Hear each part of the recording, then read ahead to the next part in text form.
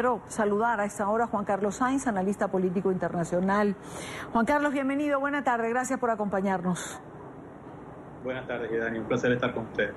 ¿Votar o no votar es nuevamente el dilema de la oposición venezolana y de buena parte del pueblo venezolano?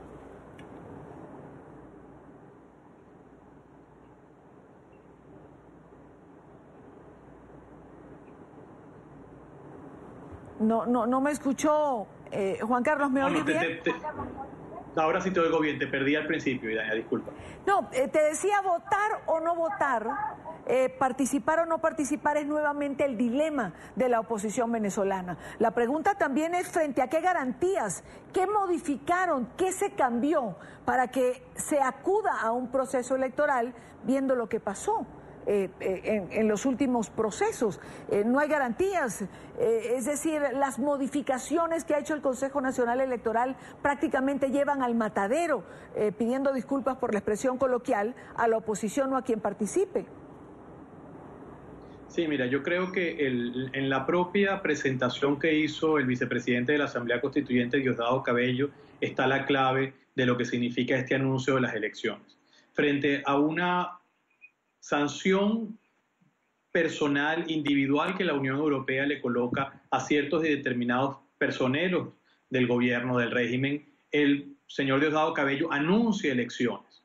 Es decir, estas son unas elecciones que son una respuesta a una acción de la comunidad internacional. Entonces, en ese sentido, no son el producto de un ejercicio democrático, es decir, no es un ejercicio del colectivo del pueblo hacia la elección de una autoridad, sino que son simplemente una acción claramente formal que el gobierno está llevando adelante, que el régimen está llevando adelante, para de una vez no esperar hacia finales de año que no se profundice aún la crisis, sino que simplemente pasar la nota de lo que ya ha sido reelegido el gobierno.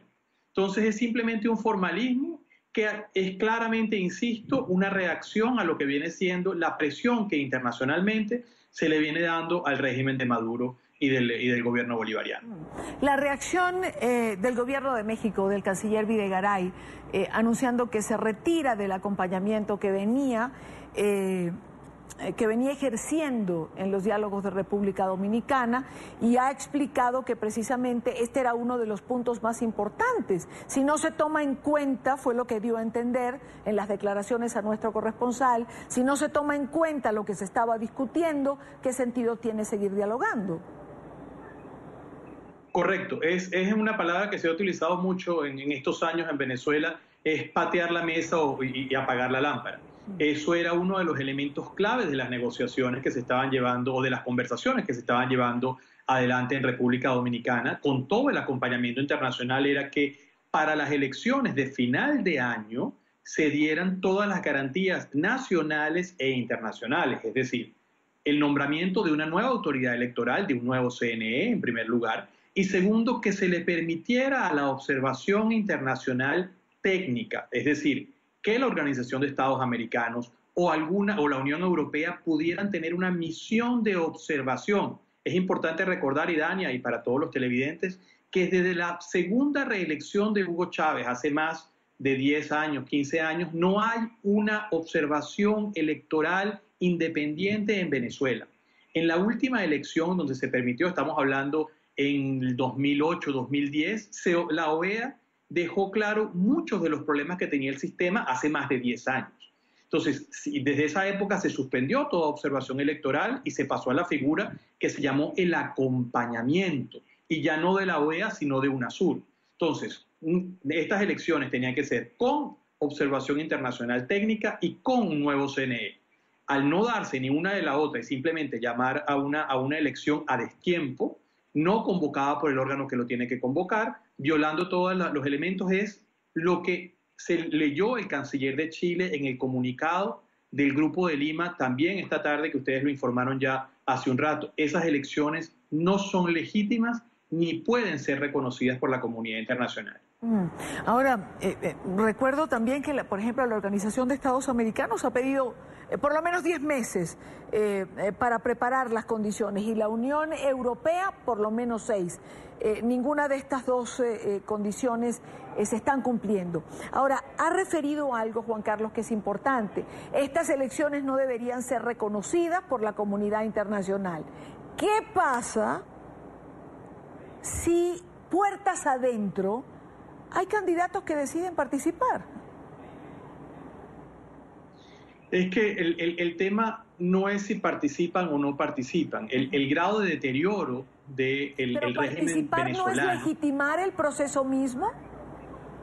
Para nada, porque todas las dictaduras en todas partes del mundo han tenido candidatos que se prestan a ese juego por diferentes razones, bien sea por razones económicas, por razones políticas, por prebendas.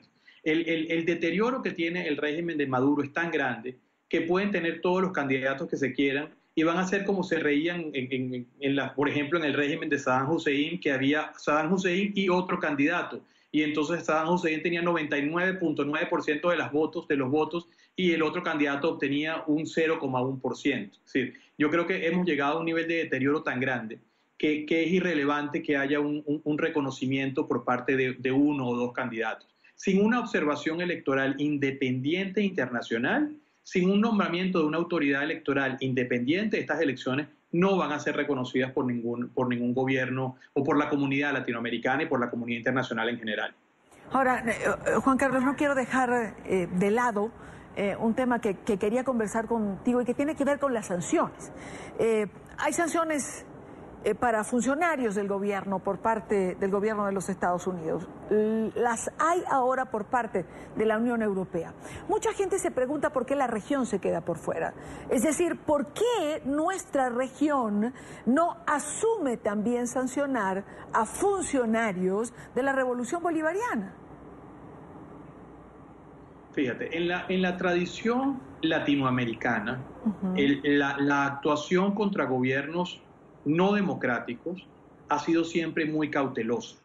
Y en el caso de lo que estamos viendo en este momento con el caso del Grupo de Lima, es algo que no se veía desde la época de la crisis centroamericana. La primera pregunta que me harás, bueno, ¿por qué hay un Grupo de Lima y por qué no se está actuando en el seno de la OEA? ¿Por qué no hay un apoyo dentro de la OEA para las sanciones que está proponiendo el secretario general Almagro? Bueno, sencillamente porque la propia institucionalidad de la OEA quedó congelada porque el gobierno de Venezuela tiene un número de votos suficiente para paralizar la toma de decisiones al interior de la OEA y está paralizada. Entonces, o el tema va a subir a Naciones Unidas, que cada día se acerca más al tema de Naciones Unidas, o va a haber una mayor toma de conciencia al interior de los estados de la región. Y eso es el Grupo de Lima. Es decir, no había un grupo de países que asumieran claramente un liderazgo contra un gobierno en América Latina desde los años 80.